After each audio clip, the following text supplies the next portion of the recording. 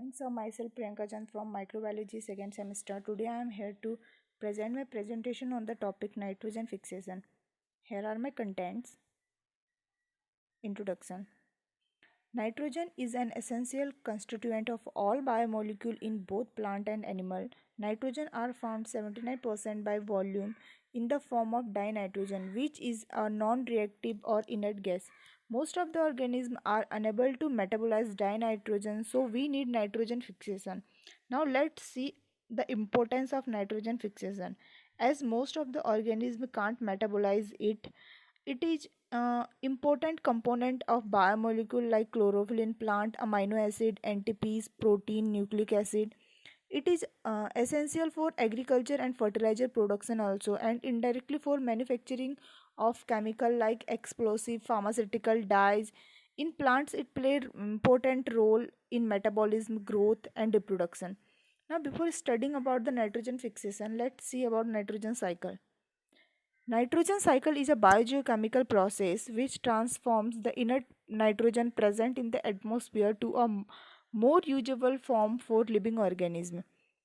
It involves several processes such as nitrogen fixation, nitrification, denitrification, decay, and putrefaction. Nitrogen gas exists in both organic and inorganic form. Organic nitrogen exists in living organisms and they get passed through the food chain by the consumption of the other living organisms. Inorganic form of nitrogen are found in abundance in the atmosphere. This nitrogen is made available to plant by symbiotic bacteria which can convert the inert nitrogen into a usable form such as nitrite, nitrate. Now let's see about the nitrogen fixation.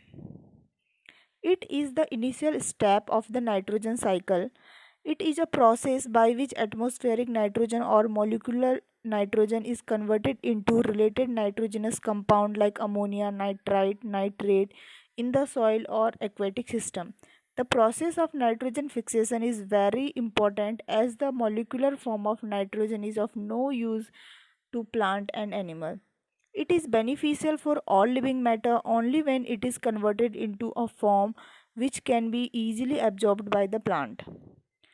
The entire process of nitrogen fixation is completed by symbiotic bacteria which are also known as diazotrophs.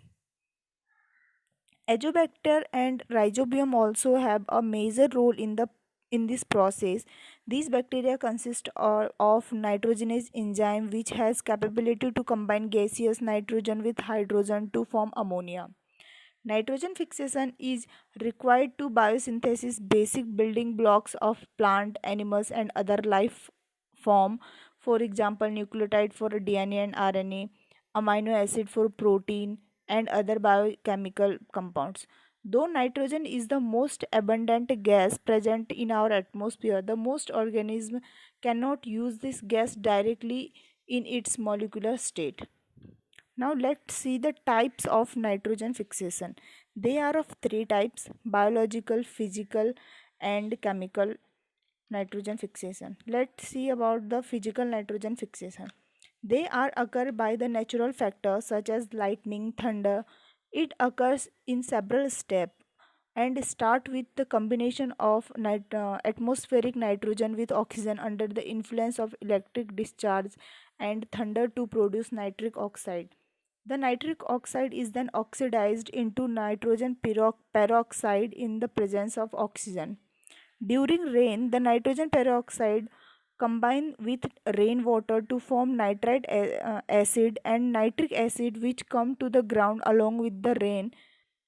On the ground, the alkali radical of soil react with nitric oxide to produce nitrite and nitrate which are soluble in water which can be absorbed by the plant through the roots. Now let's see about the chemical nitrogen fixation. Reduction of dinitrogen into ammonia by the chemical process is known as chemical nitrogen fixation. It uh, it is based on Haber's process. Now let's see what Haber's process said. In 1909, the German chemist Trist Haber told that atmospheric nitrogen could be combined with hydrogen under extremely high temperature and pressure condition, which is catalyzed by an iron catalyst to yield an extremely high proportion of ammonia. This ammonia produced can be directly used as fertilizer or processed to urea and ammonia nitrate. Now let's see about the biological nitrogen fixation. Biological nitrogen fixation. This process was discovered by Dutch microbiologist Martinus and German agronomist Hermann Helleragel. In this process, the conversion of atmospheric nitrogen into nitrogenous compound by microorganisms such as bacteria, fungi, and algae is known as biological nitrogen fixation. Some prokaryotic such as bacteria and cyanobacteria that can fix atmospheric nitrogen are called nitrogen fixer or diazotrophs. The atmospheric nitrogen is reduced to ammonia in the presence of catalyst known as nitrogenase. This enzyme is naturally found in certain microorganisms like symbiotic and non-symbiotic. Biological nitrogen fixation is carried out by two types of microorganisms, those which live in close symbiotic association with other plants and ones that are not symbiotic or free living. Hence, biological nitrogen can be classified into two types based on the microorganism involved in the process, that is symbiotic nitrogen fixation and non-symbiotic nitrogen fixation. Symbiotic nitrogen fixation shows the symbiotic relation with bacteria, and non-symbiotic nitrogen fixation include the free living bacteria. Now let's see about the non-symbiotic nitrogen fixation. They are the free living nitrogen fixer. They are highly specialized bacteria that live in the soil and has ability to combine nitrogen with hydrogen to make ammonia. For example, obligate anaerobes like Clostridium, Pasteurium, obligate aerobes, Azobacter, photosynthetic bacteria, Rhodobacter, many cyanobacteria. Cyanobacteria are the important ones, fixing 10 times more nitrogen than the free living bacteria. Now let's see about the symbiotic nitrogen fixation.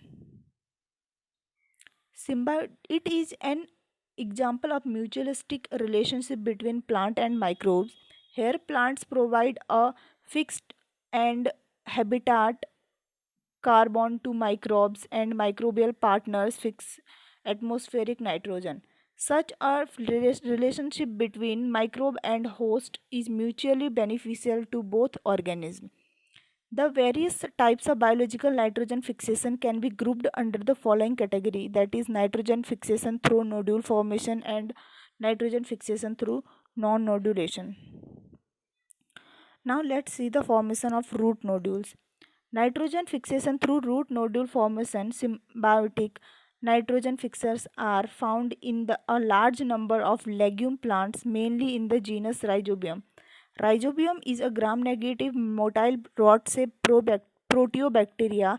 It can grow free living in soil or can infect leguminous plant and establish symbiotic existence. Now let's see how the nitrogen fixation carried out in this process. First of all, movement of the bacteria towards the root.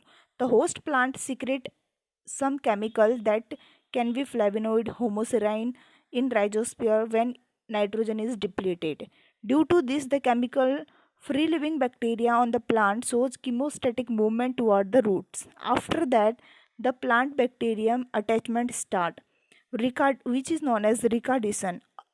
It is a calcium bind addition protein present on the surface of Rhizobium species, which play role in plant bacterium attachment.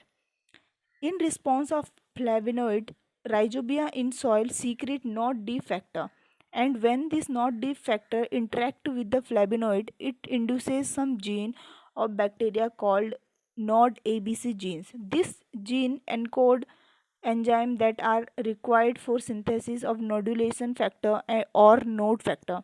Node factor are signaling molecule which interact with plant, bind to root hairs and cause root hair curling and root hair deformation. After that, they activate plant genes and start cortical cell division, due to which perimodium of the plant and form a nodule. Now let's see how the infection thread formation occur. Rhizobia invade the root by digesting the root hair cell wall, and the formation of infection thread occur. which is an unfolded tubular extension of the plasma membrane that elongate by the fusion of verticals derived from the Golgi apparatus. Infection thread is filled with rhizobia which start dividing and convert into bacterioid form, and the tube elongate and reach at the root cortex. Finally, the tip of the infection thread fuses with plasma membrane of cortical cell, release bacterial cell that were packaged in symbiosome membrane. Now the bacteria are released from the infection thread into the cytoplasm of the host cell but remain surrounded by the peribacterioid membrane. The failure of peribacterioid membrane result in the activation of host defense or the formation of ineffective nodules. Infected roots cell swell and cease dividing. Bacteria within the swollen cell change form to become endosymbiotic bacterioids which begin to fix the nitrogen fixation. Thank you.